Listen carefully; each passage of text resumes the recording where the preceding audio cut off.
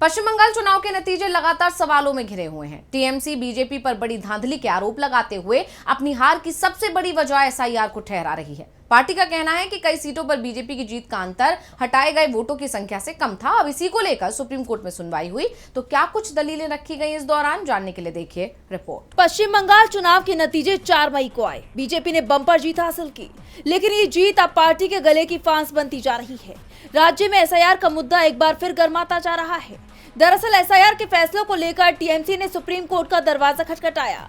Party ने दावा किया है कि एसआईआर के तहत रद्द की गई सीटों का राज्य के चुनाव नतीजों पर सीधा असर पड़ा है। टीएमसी की तरफ से सुप्रीम कोर्ट में पेश हुए वकील कल्याण बनर्जी ने सीजे सूर्यकांत और जस्टिस जयमाल्या बागची की पीठ को बताया है कि 31 सीटों पर जीत का अंतर उन सीटों से भी कम था जिन्हें एसआईआर के फैसले के तहत रद्द कर दिया गया था। मेरे मुवक्किल को 862 वोटों से हार मिली, जबकि उसी निर्वाचन क्षेत्र में 5000 से ज्यादा वोट रद्द कर दिए गए थे। टीएमसी और बीजेपी के बीच वोटों का अंतर करीब 32 लाख था, जबकि इससे ज्यादा अपीलें अभी भी डिलीशन के खिलाफ लंबित हैं।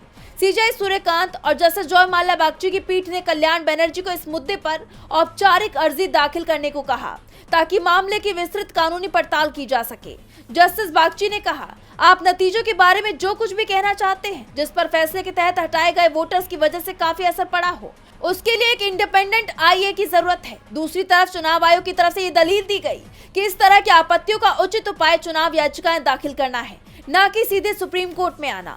इस बीच वरिष्ठ वकील मेनका गुरुस्वामी ने पीठ को आगाह किया कि मौजूदा गति से अपीलीय न्यायाधिकरणों को लंबित अपीलों को निपटारा करने में 4 साल तक लग सकते हैं। ऐसे में टीएमसी का कहना है कि जब तक इन अपीलों और रद्द किए गए वोटों की वैधता पर अंतिम फैसला नहीं हो जाता, तब तक संबंधित चुनाव परिणामों पर सवाल बने रहेंगे। टीवी लाइव की रिपोर्ट।